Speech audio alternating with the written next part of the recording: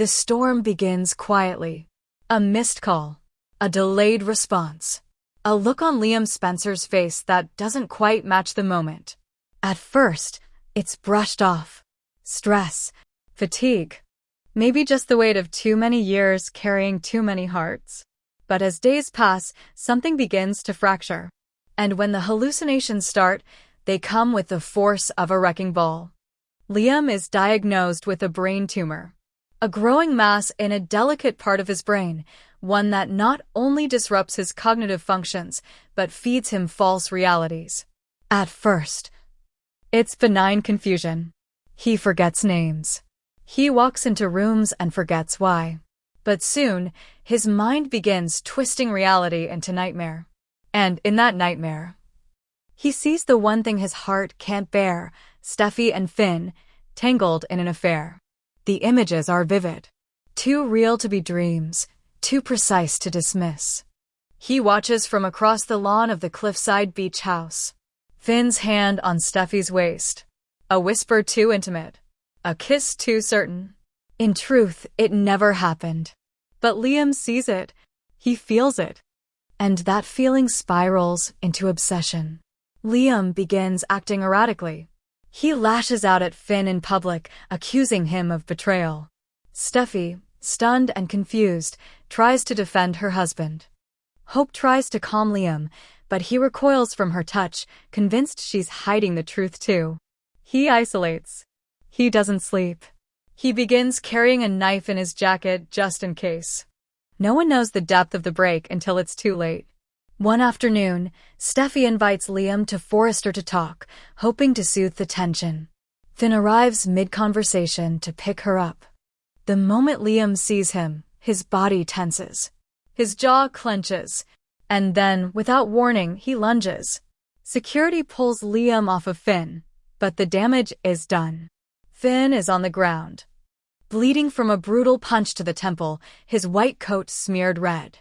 Liam is screaming, shaking, eyes unfocused, screaming about lies and betrayal and how no one can see what's really happening. The police are called. Liam is arrested for assault. It's only in the holding cell, shaking and ranting, that he collapses. He seizes violently. Paramedics arrive. A CT scan reveals the mass has doubled in size. Emergency surgery is the only option. He goes under the knife that night. The operation is delicate, risky. A team of top neurologists works to remove the tumor while preserving his motor and emotional functions. The doctors are hopeful, but cautious. Even if the tumor is removed, the hallucinations and behavioral damage may take time to fade. He may never fully return to who he was. As Liam lies unconscious in recovery, a different battle begins outside the hospital walls. Finn, supported by Ridge and Steffi, presses charges. The assault was brutal, unprovoked, dangerous. And regardless of Liam's health, they argue, there has to be accountability. The press latches onto the story immediately. Liam Spencer, fashion insider and son of media mogul Bill Spencer, attacked a beloved physician and nearly killed him. Headlines scream. Social media erupts. The case is fast-tracked. Now comes the courtroom. The judge needs more than medical reports. They need testimony. They need context. And only one person can provide it: Hope. Hope is called to testify in the hearing to determine whether Liam was legally responsible for the assault. Her words carry more than weight. They carry the power to exonerate Liam or to bury him. She's asked to confirm whether Liam was aware of his actions, whether he had shown signs of instability, whether, in her view, the attack was rooted in rage or illness. And Hope knows the truth. The tumor robbed Liam of himself. But saying that under oath means declaring him incapable of control. It means acknowledging that the man she once loved is no longer safe. And worse, it means jeopardizing her new life with Carter. Carter, whose patience has already been strained by Liam's presence in their lives.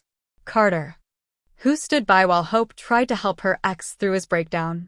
Carter, who asked, pleaded, that she set boundaries, that she protect their relationship.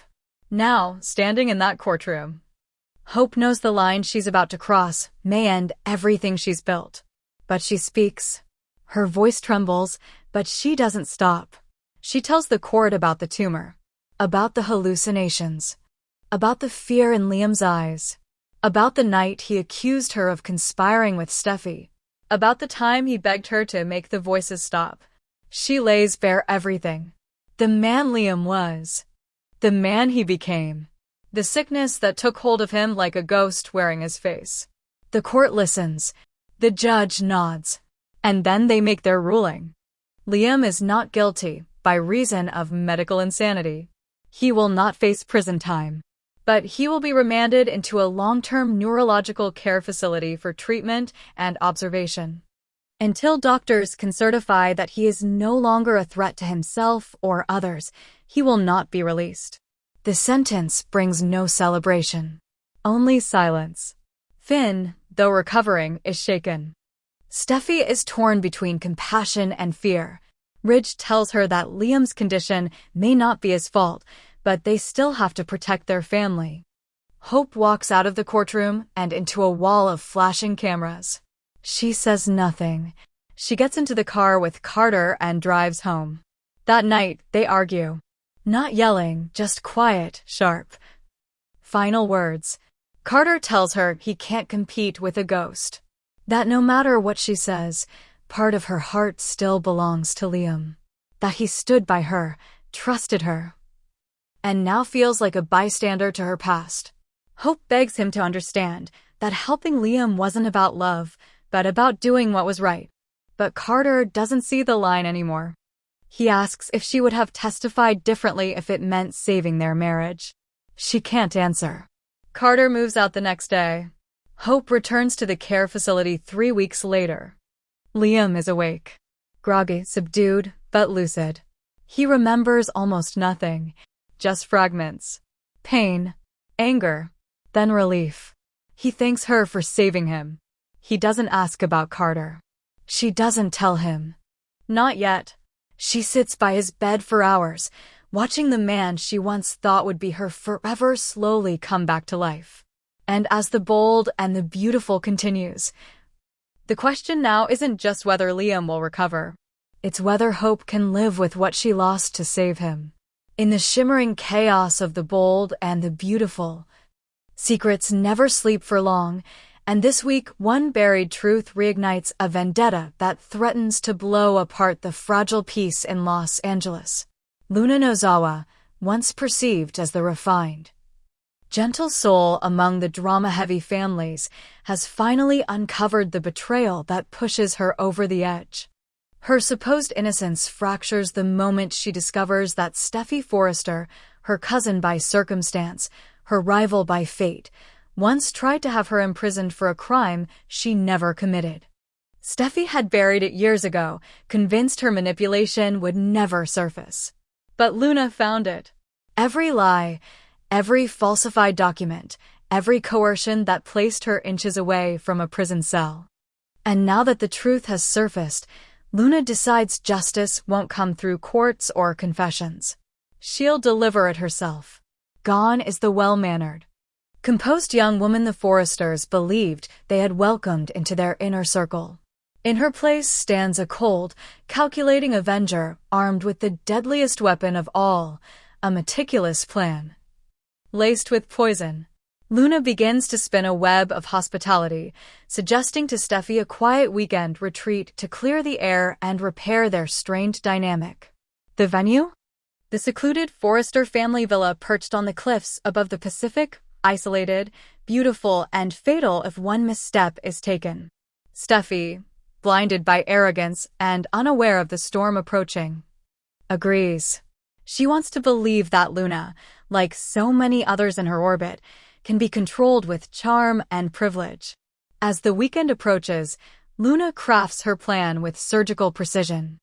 She feigns warmth. She brings wine. She prepares a meal with ingredients picked and arranged by her own hand. Hidden beneath the delicate herbs and sauces is a slow-acting compound, nearly untraceable, designed to mimic the symptoms of a neurological episode: blurred vision, loss of balance, confusion.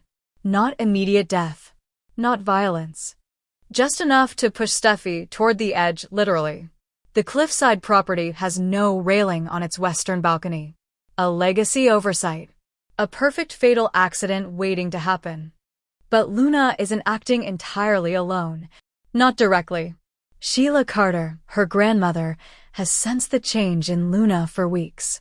At first, Sheila admired it, the ambition, the cunning, the strength. But what she sees now goes far beyond anything she'd anticipated. Luna isn't just dangerous. She's remorseless. And when Luna quietly tells Sheila what she's about to do, expecting partnership, approval, even pride, Sheila is rattled to her core. Sheila Carter, the woman who once shot her own son, who has faked her death, framed rivals, and clawed her way out of prison more times than most people change phones, is finally afraid, not of the law, but of her own bloodline. Luna doesn't ask Sheila for help. She warns her. She tells her this is happening, with or without her. That Steffi will pay for what she did. That justice, the kind Luna believes in, doesn't wear a robe or hold a gavel, it happens in silence. With no witnesses, no second chances.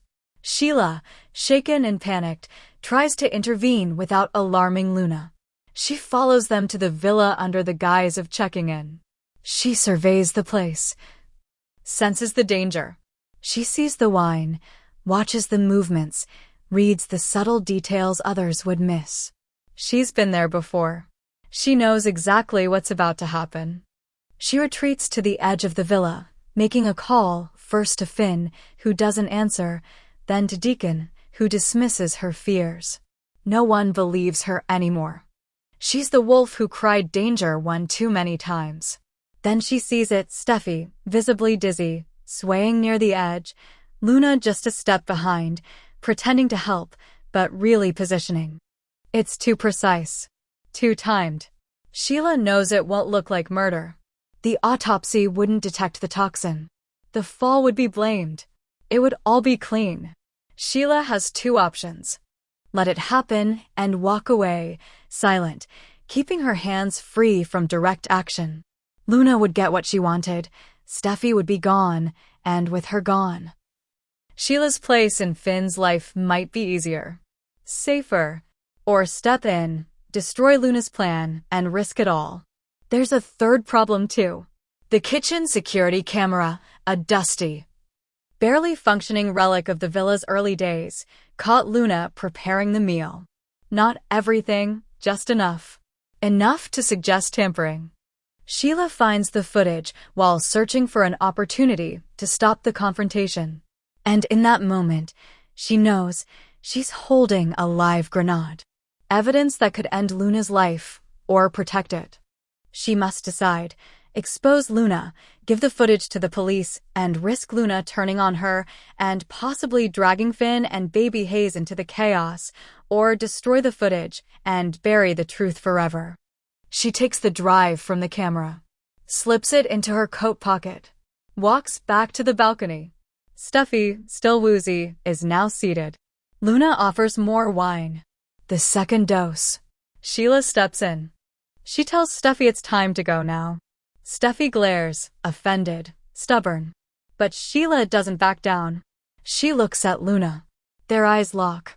And for the first time, Luna sees it, true fear. Not weakness. Fear of her. They leave the villa. No one dies. That night, back in Los Angeles, Sheila watches Luna closely. Luna acts like nothing happened. She visits Finn, hugs Hayes, smiles at Hope, pretends to support Steffi's initiatives at Forrester. But Sheila knows better. The darkness is still there. Deeper now. Hidden. She takes the flash drive out that night. She sits with it in her lap. One move and Luna could be behind bars. But so could Sheila if Luna ever talks. If Luna points the finger. If Finn finds out Sheila knew and didn't warn him. She's never been so cornered. She's not protecting Luna. She's protecting Finn. Protecting Hayes. protecting the illusion of stability she's managed to create out of decades of chaos. She burns the footage, the only real evidence.